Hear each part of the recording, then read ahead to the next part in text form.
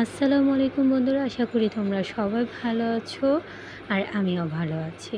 আর সব জায়গায় কম বেশি একটু বৃষ্টি হচ্ছিল, অপেক্ষায় ছিলাম যে কখন আমাদের এখানে বৃষ্টি হবে। আর কালকে হঠাৎ বিকেলবেলায় একদম বৃষ্টি দেখা যাচ্ছে, আর এই গরমে বৃষ্টি মানে হচ্ছে আমাদের জন্য খুবই তৃপ্তিকর।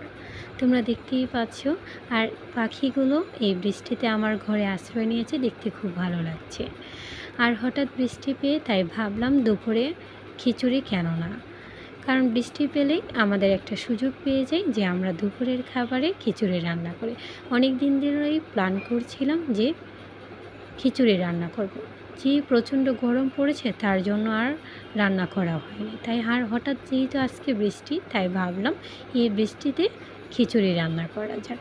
তাই সব কিছু ধুয়ে একসাথে মরিচ, হলুদ, চাল, ডাল, পেঁয়াজ, তেজপাতা একসাথে দিয়ে বসিয়ে দিলাম খিচুড়িটা। আর খিচুড়িটাতে আমার বলক চলে আসছে।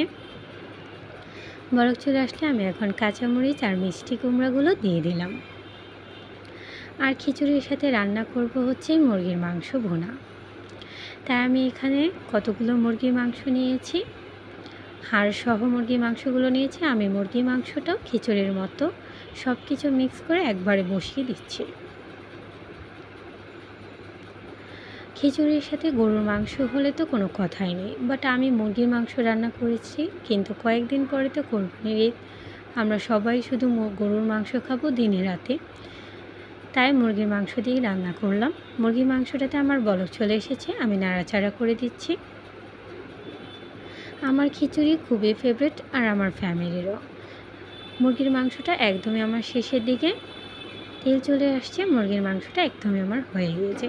আর এখানে আমার খিচুড়িটাও হয়ে গিয়েছে। আর খিচুড়িটা শেষে আমি সব সময় ঘি দিতে পছন্দ করি, কারণ এটার আলাদা একটা ফ্লেভার আসে, খেতে খুবই ভালো লাগে। আমি কিছুক্ষণের জন্য ঢেকে রাখছি।